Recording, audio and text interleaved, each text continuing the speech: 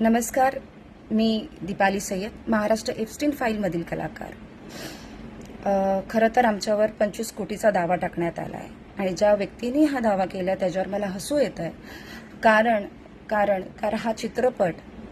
हा चित्रपट कुणाच्याही जीवनावर जीवनपट नाही आहे, आत्मचरित्र नाही आहे. तिथे कुठल्याही व्यक्तीचा नावाचा वापर केला गेलेला नाही आहे.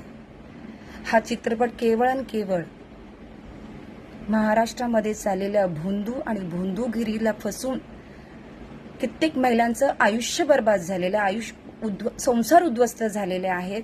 त्यांना कुठेतरी ह्या गोष्टीचं ज्ञान व्हावं, ह्यासाठी हा चित्रपटामधून प्रकाशझोत करण्याचा प्रयत्न करत आहोत.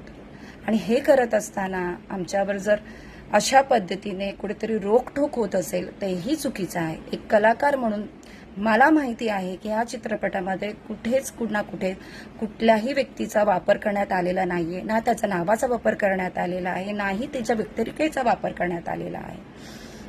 हा फक्त महाराष्ट्रात जे घडलं गेलेलं आहे ते सत्य दाखवण्याचा प्रयत्न केलेला आहे. आणि हे करत असताना जर तुम्ही आमच्यावर 25 कोटीचा दावा टाकत असेल तर हे कुठेतरी चुकतंय. आणि ह्या चुकीमधून मला असं कुठेतरी जाणवतंय की हा चित्रपट न बनवून देण्यामागे तुम्ही जे केलेलं आहे हे खरं आहे का? तुम्ही हे करायलाच नको होतं. तुम्ही आधी ही चौकशी करायला पाहिजे होती. तुम्हाला कुठेतरी झोंबतंय का? हा चित्रपट होऊ नये असं वाटतंय का? पण हे चुकीचं आहे जे महाराष्ट्रात घडतंय. महिलांवर होणारे अत्याचार, महिलांवर होणारे शोषण हे कुठेतरी थांबलं गेलं पाहिजे. आणि अशा मार्गाने जर आम्ही एक कलाकार म्हणून चित्रपटात काम करतो आणि काम करून आम्ही जे सत्य आहे ते दाखवण्याचा प्रयत्न करतो आणि ते कलाकार म्हणून एक अभिनय करून लोकांमध्ये जागृती पसरवण्याचं काम करतोय. आणि हा चित्रपट फक्त तोच आहे, ह्याच्या व्यतिरिक्त काही नाहीये.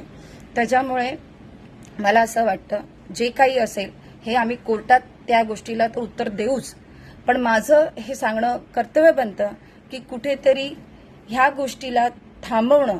आणि महिलांवर होणारे अत्याचार, जेव्हा मला असं वाटतं की जी गोष्ट आपण आपल्या मार्फत करू शकतो, महिलांवर होणारे शोषण आपण जर थांबवू शकत असू, आणि चित्रपट माध्यम हेच आहे ज्यातून आपण लोकांपर्यंत सत्य असत्य, काय चांगलं काय वाईट पोचवू शकत असू, तर ते दाखवणं गरजेचं आहे आणि हे दाखवतोय.